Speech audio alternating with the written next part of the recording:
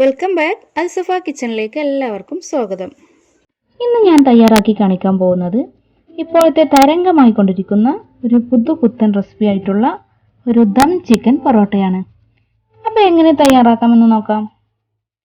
അതിനായിട്ട് ആദ്യം ഒരു പാനിലേക്ക് 1 ടേബിൾ സ്പൂൺ നെയ്യ് ചേർത്ത് കൊടുക്കുക.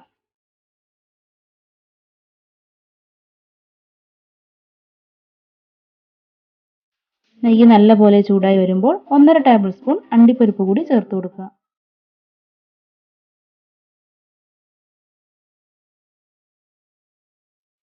അണ്ടിപ്പരിപ്പ് നിറം മാറി തുടങ്ങുമ്പോൾ 2 ടേബിൾ സ്പൂൺ കിസ്മിസ് കൂടി ചേർത്ത് കൊടുക്കാം.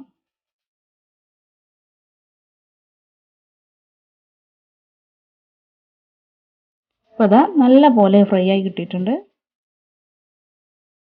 ഇനി ഇത് മാറ്റി വെക്കാം.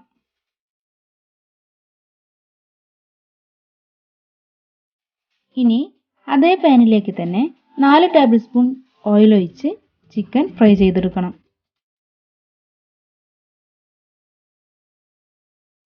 ചിക്കൻ ഫ്രൈ ചെയ്യാനായിട്ട് ഉപ്പ്, മഞ്ഞൾപ്പൊടി, കാശ്മീരി ചില്ലി പൗഡർ, ഗരം മസാല പൊടി, കൂടെ തന്നെ ജിഞ്ചർ ഗാർലിക് പേസ്റ്റ്, നാരങ്ങാനീര് എന്നിവ ചേർത്ത് മിക്സ് ചെയ്ത് വെച്ചതായിരുന്നു 1 മണിക്കൂർ മുമ്പ്.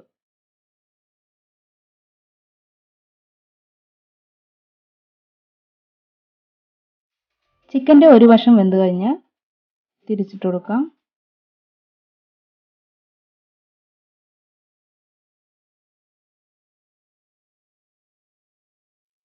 ഇനി ഇതിലേക്ക് കുറച്ച് കറിവേപ്പില കൂടി ചേർത്ത് കൊടുക്കണം.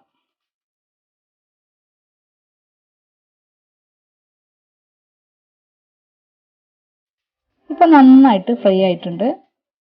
ഇനി നമുക്കിത് കോരി മാറ്റാം.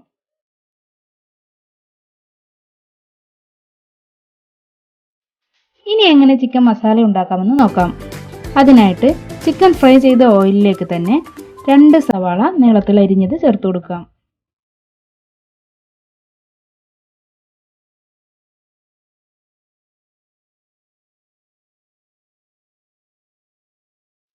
സവാള പെട്ടെന്ന് വഴന്ന് കിട്ടാൻ വേണ്ടിയിട്ട് അല്പം ഉപ്പ് കൂടി ചേർത്ത് കൊടുക്കുക. സവാള വഴന്നു വന്നതിന് ശേഷം ഒരു കഷ്ണം ഇഞ്ചി, 10 അല്ലി വെളുത്തുള്ളി, 4 പച്ചമുളക് എന്നിവ ചതച്ചത് കൂടി ചേർത്ത് കൊടുക്കുന്നുണ്ട്.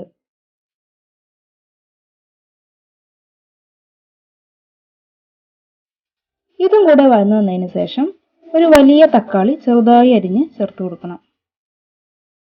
ഇത് നന്നായി ഒന്ന് ഇളക്കിയ ശേഷം ഫ്ലെയിം കുറച്ച് അടച്ചു വെക്കണം.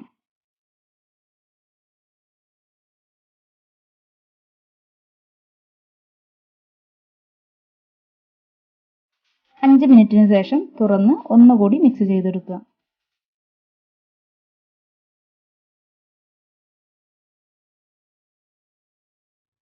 തക്കാളി വെന്തുടഞ്ഞിട്ടുണ്ട്.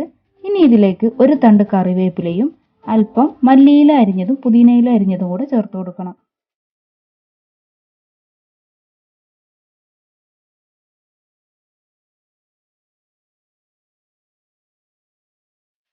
കൂടെ തന്നെ 1.5 ടേബിൾ സ്പൂൺ ചിക്കൻ മസാല കൂടി ചേർത്ത് കൊടുത്ത് ഇളക്കി കൊടുക്കുക.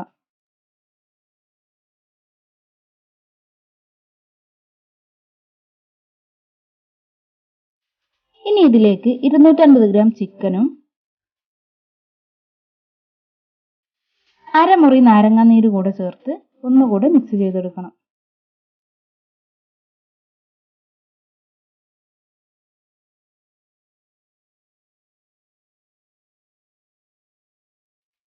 എന്നിട്ട് ആവശ്യത്തിന് ഉപ്പ് കൂടി ചേർത്ത് ഇളക്കി ലോ ഫ്ലെയിമിൽ 10 മിനിറ്റ് വേവിച്ചെടുക്കുക.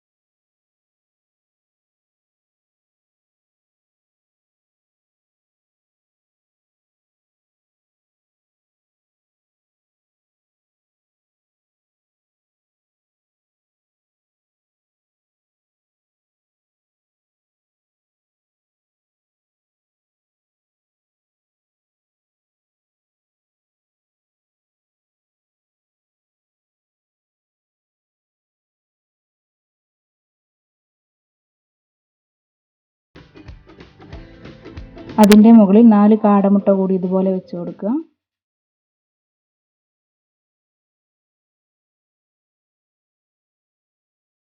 ശേഷം ഫ്രൈ ചെയ്ത് വെച്ച കറിവേപ്പില കൂടി മുകളിലായി ചേർത്ത് കൊടുക്കണം.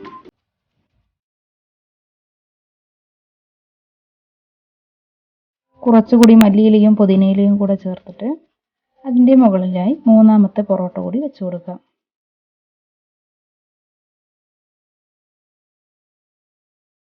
ഇതുപോലെ നല്ലപോലെ പ്രസ് ചെയ്ത് കൊടുക്കണം.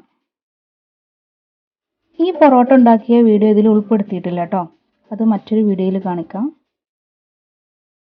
ഇനി ഇതിൻ്റെ മുകളിലായിട്ട് അണ്ടിപ്പരിപ്പും മുന്തിരിയും ചേർത്ത് കൊടുക്കുക.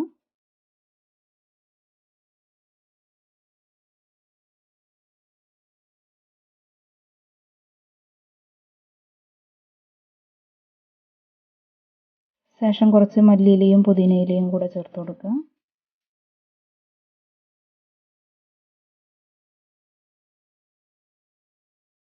നടുവിലായിട്ട് ഒരു കാടമുട്ട കൂടി വെച്ച് കൊടുത്തിട്ടുണ്ട്.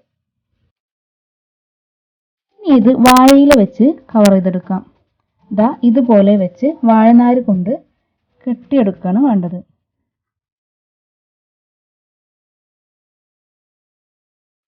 ഇനി ഇത് അടുപ്പിലേക്ക് മാറ്റിയ ശേഷം ലോ ഫ്ലെയിമിൽ 10 മിനിറ്റ് വെക്കാം.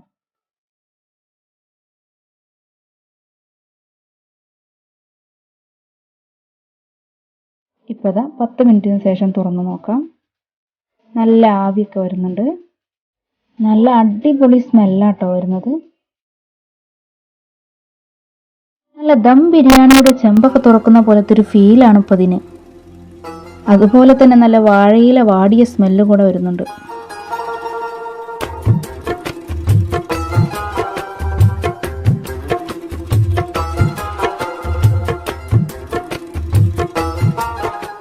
ഇനി അതിൻ്റെ ഉൾഭാഗം എങ്ങനെയുണ്ടെന്ന് നോക്കാം. ദാ പൊറോട്ടയും ചിക്കനും ഒക്കെ നല്ല സോഫ്റ്റായി വന്നിട്ടുണ്ട്.